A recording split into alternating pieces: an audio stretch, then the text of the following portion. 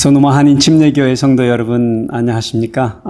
한국에서 인사드립니다. 제가 장인어른께서 병중에 계셔서 사모랑 이렇게 또 찾아뵈야 될 것 같아서 이렇게 나와서 2주간 교회를 비우게 되었습니다. 그래도 이렇게 온라인으로 해서 여러분들과 말씀을 나눌 수 있게 돼서 얼마나 감사한지 모릅니다. 오늘은 그 별이 빛나는 밤의 시리즈 세 번째로 빛나는 페르시아의 별이라는 제목으로 여러분들과 함께 말씀을 나누기를 원합니다. 하늘에 있는 별들이라고 해서 다 찬란하게 빛나는 것은 아닙니다. 그중 유독 눈에 띄게 밝게 빛나는 별들이 있습니다. 제가 에스더를 페르시아의 왕후가 되어서 페르시아의 뜬 별이라고 이름 진 것은 아닙니다. 그것은 그녀가 결정한 특별한 선택 때문에 그렇습니다. 그녀가 소명을 따라서 살기로 그녀의 삶을 선택하였기 때문입니다. 그래서 오늘 설교의 키워드는 소명입니다. 영어로는 calling, 소명. 소명은 내가 하고 싶은 것이나 잘하는 것하고는 차원이 다릅니다. 여기에서 소명이라는 말은 왕이나 혹은 하나님으로부터 어떤 사명의로의 부름을 받은 것을 의미하는 말로서 영어로 콜링이죠. 일반적으로 소명을 받은 자는 그 부름을 거역할 수 없습니다. 왕이나 하나님이 내리는 그 콜링, 소명에 대해서 거역할 수 있는 자는 사실은 아무도 없습니다. 그래서 제가 내리는 소명에 대한 정의는 곧 하나님의 섭리에 대한 순종입니다. 오늘 본문 에스더서 4장을 통해서 우리는 페르시아의 왕후가 된 에스더가 어떻게 페르시아에 빛나는 별이 되어서 자신의 소명을 감당했는지를 배워 가보려고 합니다. 나는 소명이 있는 것 같다 생각하시는 분이 먼저 읽으시고요. 나는 그저 주어진 삶에 충실할 뿐이다 라고 생각하시는 분이 다음으로 읽으시겠습니다. 1절에서 17절까지의 말씀을 전부 다 읽도록 하겠습니다. 시작. 모르드게가 이 모든 일을 알고 자기의 옷을 찢고 굵은 배 옷을 입고 재를 뒤집어 쓰고 성중에 나가서 대성 통곡하며 대궐 문 앞까지 이르렀으니 굵은 배옷을 입은 자는 대궐 문에 들어가지 못함이라. 왕의 명령과 조서가 각 지방에 이름에 유다인이 크게 애통하여 금식하며 울며 부르짖고 굵은 배옷을 입고 제 누운 자가 무수하더라. 에스더의 시녀와 내시가 나와 전하니 왕후가 매우 근심하여 입을 의복을 모르드게에게 보내어 그 굵은 배옷을 벗기고자 하나 모르드게가 받지 아니하는지라. 에스더가 왕의 어명으로 자기에게 가까이 있는 내시 하닥을 불러 명령하여 모르드게에게 가서 이것이 무슨 일이며 무엇 때문인가 알아보라 하매 하닥이 대궐 문 앞 성중 광장에 있는 모르드게에게 이르니 모르드게가 자기가 당한 모든 일과 하만이 유다인을 멸하려고 왕의 금고에 바치기로 한 은혜의 정확한 액수를 하닥에게 말하고 또 유다인을 진멸하라고 수산궁에서 내린 조서 초본을 하닥에게 주어 에스더에게 보여 알게 하고 또 그에게 부탁하여 왕에게 나아가서 그 앞에서 자기 민족을 위하여 간절히 구하라 하니 하닥이 돌아와 모르드게의 말을 에스더에게 알림해 에스더가 하닥에게 이르되 너는 모르드게에게 전하기를 왕의 신하들과 왕의 각 지방 백성이 다 알거니와 남녀를 막론하고 부름을 받지 아니하고 안뜰에 들어가서 왕에게 나가면 오직 죽이는 법이요 왕이 그 자에게 금규를 내밀어야 살 것이라.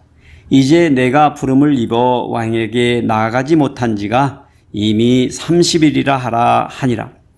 그가 에스더의 말을 모르드게에게 전하매 모르드게가 그를 시켜 에스더에게 회답하되 너는 왕궁에 있으니 모든 유다인 중에 홀로 목숨을 건지리라 생각하지 말라. 이때 네가 만일 잠잠하여 말이 없으면 유다인은 다른 데로 말미암아 노임과 구원을 얻으려니와 너와 내 아버지 집은 멸망하리라.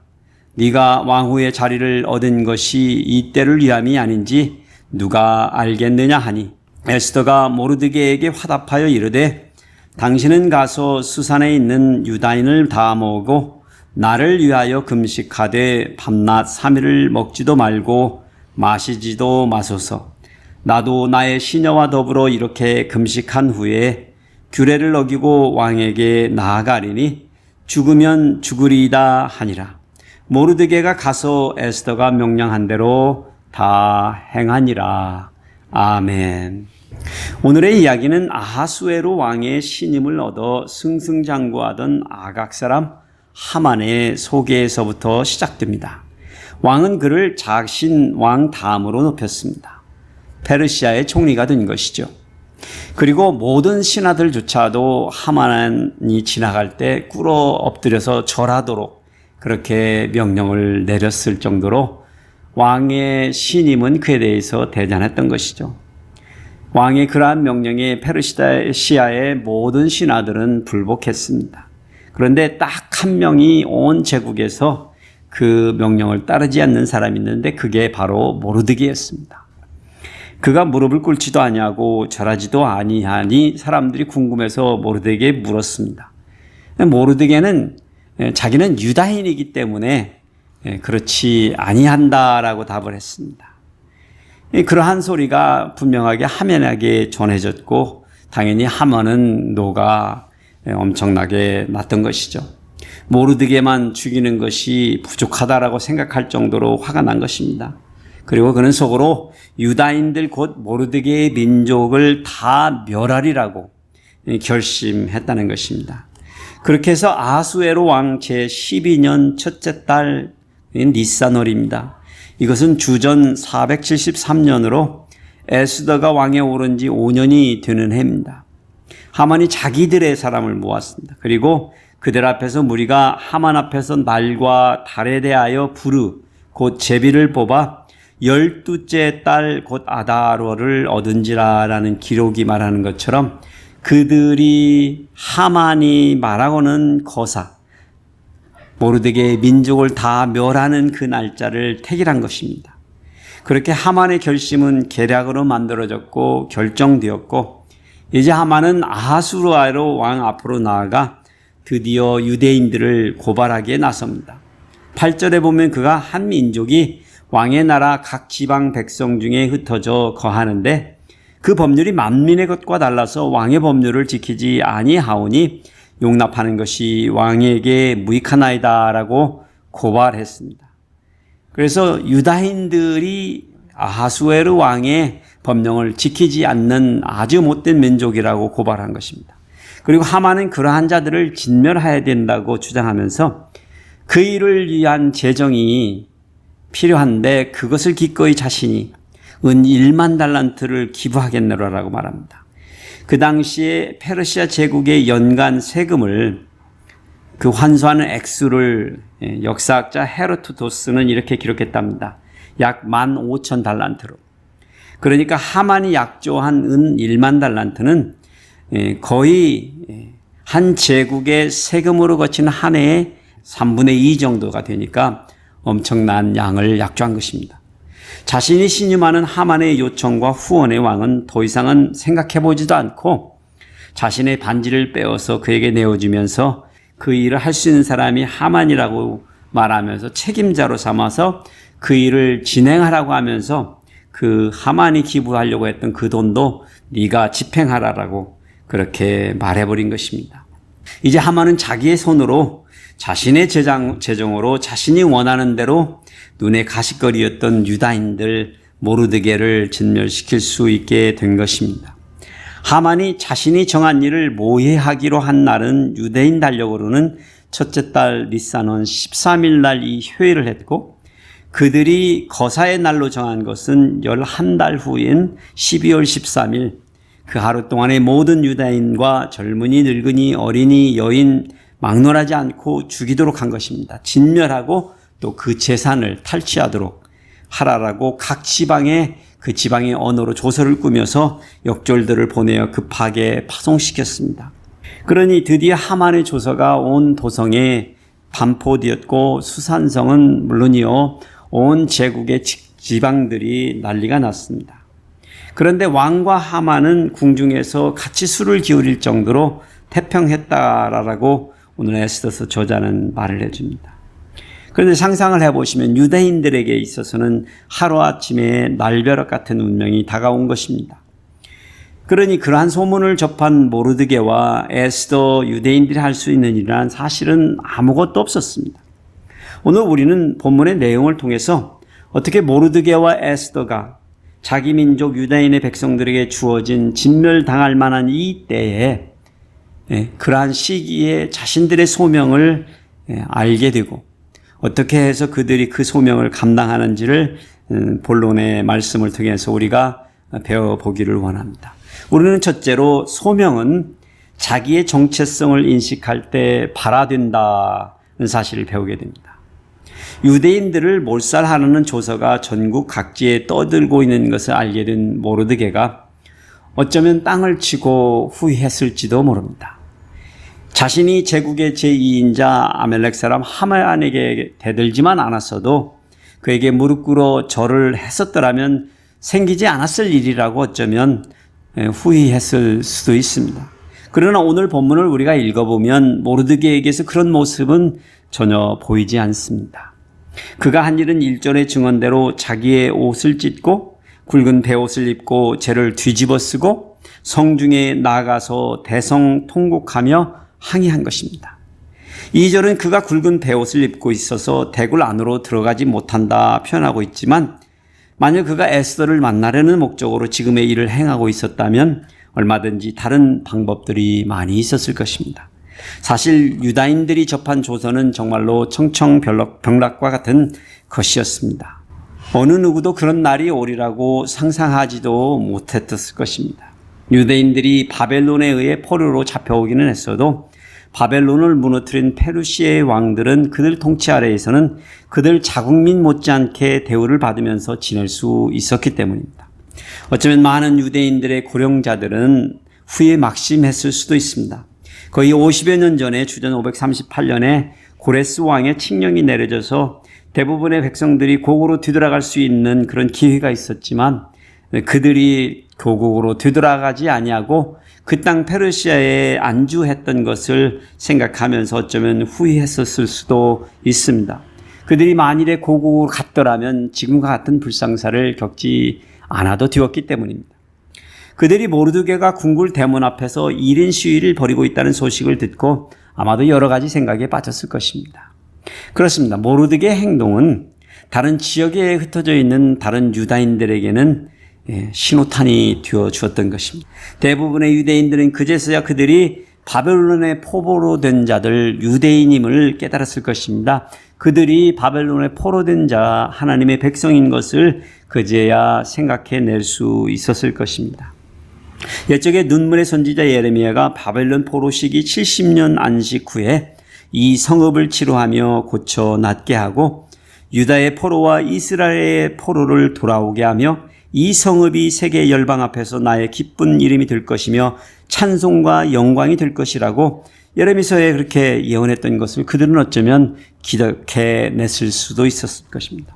그들이 결코 이 땅의 주인이 아니라 그저 스쳐가는 나그네였던 것을 알게 되었습니다. 그들은 한낱 바벨론의 포로된 자들이었던 것입니다. 그래서 그제서야 그들이 3절이 증언해 주는 것처럼 무수히 일어나 크게 애통하며 금식하며 울며 부르짖고 굵은 베옷을 입고 재에 누워 회개하는 운동을 일으켰던 것입니다. 그러나 그러한 움직임은 대제국 페르시아의 전국에는 그야말로 바다에 던져진 돌멩이 같은 미세한 파장에 불과했을 것입니다. 그들 유대인들이 몰살 계획을 무산시킬 만한 아무런 힘이 되지 못하였을 것입니다.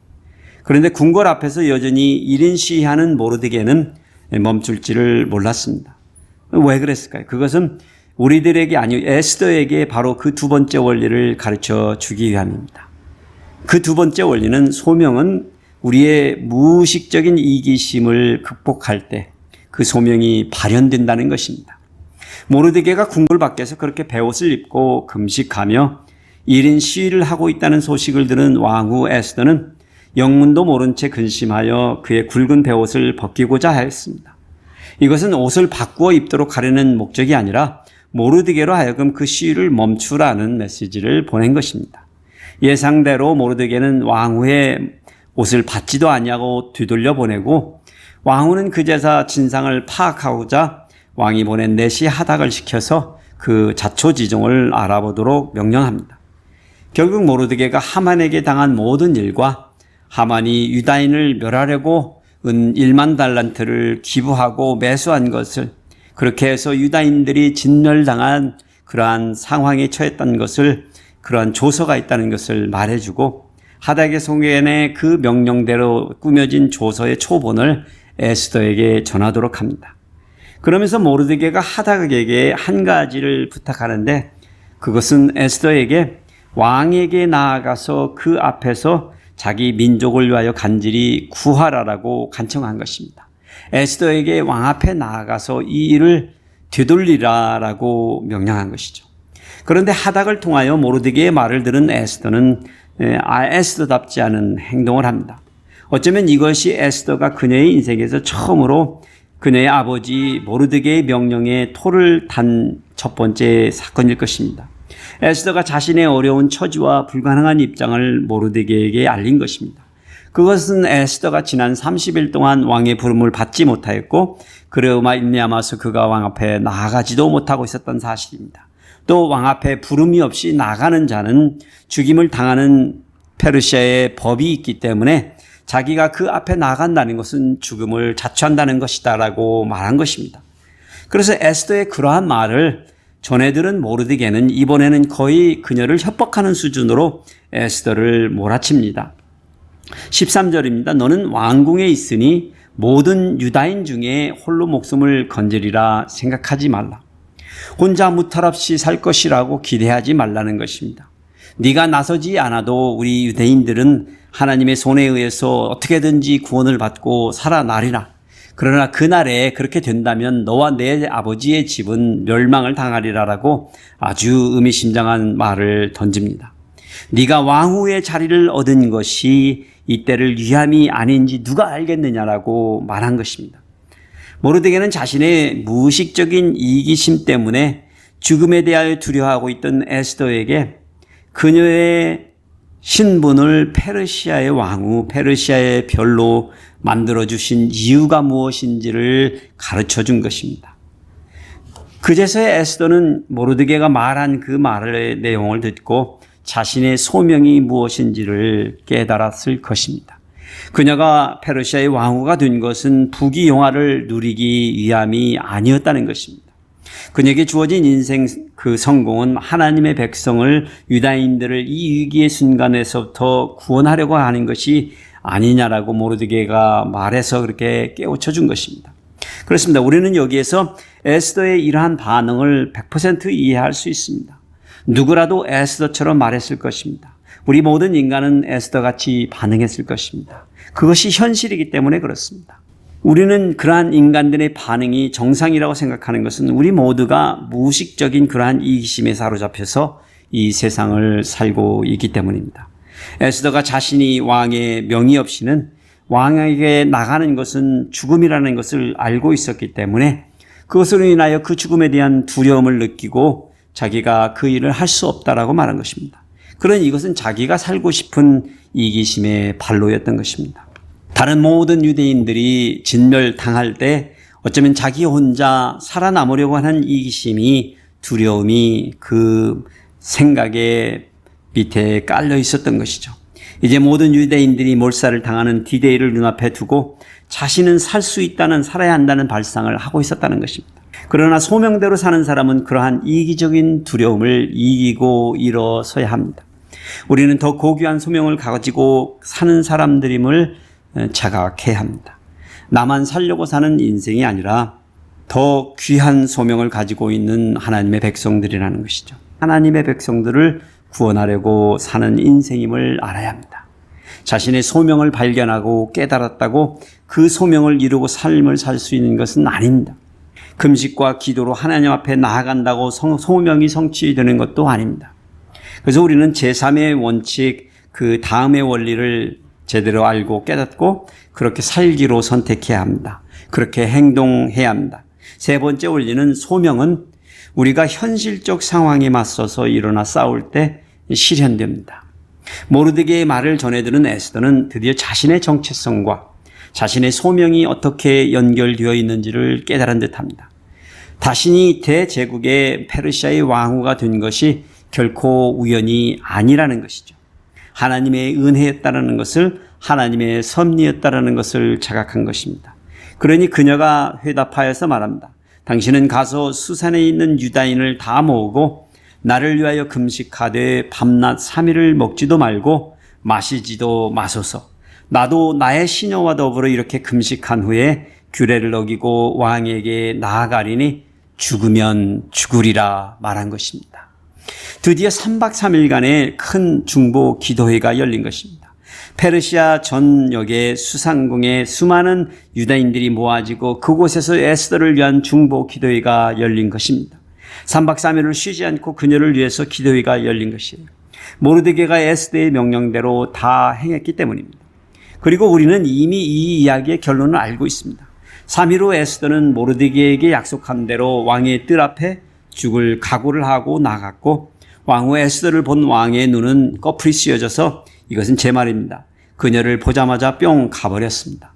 얼마나 사랑스러웠으면 예뻐 보였으면 왕이 왕후 에스더여 그대의 소원이 무엇이며 요구가 무엇이냐 나라의 절반이라도 그대에게 주겠노라라고 말하였습니다. 그렇게 하여 에스더는 왕에게 자신의 백성들이 처한 사정을 이야기하고 하만의 악행을 고발할 기회를 만들었던 것입니다. 모든 진상을 알게 된 왕은 하만이 모르드게를 죽이려고 만든 나무 틀에 자신이 매달리고 맙니다. 그렇게 하만에게 주어졌던 왕의 반지는 모르드게에게 넘어가고 유다인들을 몰살시키려던 하만의 조선은 처리가 되었습니다.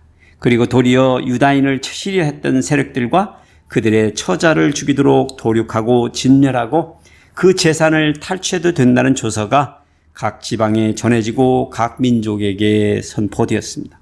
전세가 완전히 역전되어 버렸습니다. 불가능이 가능한 현실이 되어버린 것입니다. 유다인들은 자신들이 페르시아 땅에서 죽었다가 살아난 그날을 잊을 수 없었습니다. 그래서 명절로 삼아서 축하했는데 그들은 오늘날까지도 명절 불임절을 지키면서 하나님의 은혜를 기억하고 있습니다. 그렇습니다. 에스더의 자신의 주어진 소명, 에스더에게는 불가능한 그것을 그 소명이 자기에게 주어진 것임을 깨닫고 그것을 위해서 죽으면 죽으리라 선택하며 헌신한 에스더를 통하여서 온 유대인들이 페르시아에서 살아남아 남을 수 있었던 것입니다.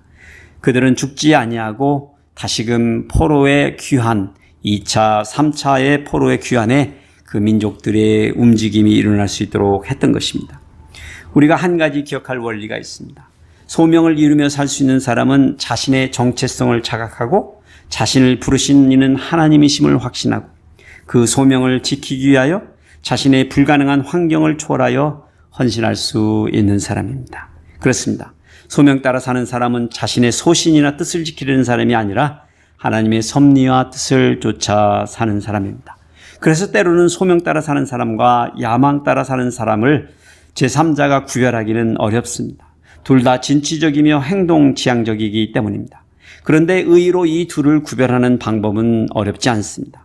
자기가 좋아하는 것만, 자기가 원하는 것만 하는 자를 보면 그것은 야망에 사로잡혀서 사는 자인 것입니다.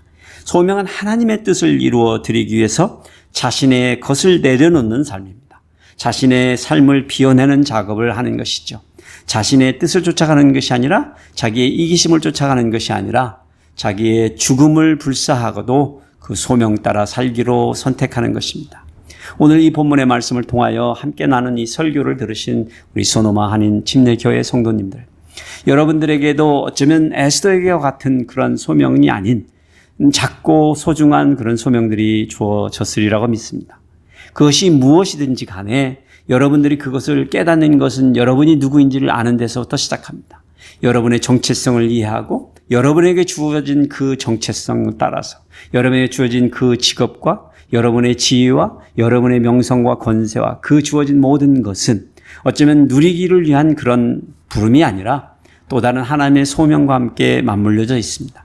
그것은 하나님의 나라, 하나님의 백성들을 구원하는 삶을 살기 위한 방편인 것입니다. 그래서 오늘 저는 여러분들께서 그러한 것을 자각하시고 에스더의 삶을 바라보시면서 때로는 우리가 우리의 소명 따라서 죽으면 죽으리라까지 헌신할 수 있는 저와 여러분이 되시기를 축복해 드립니다.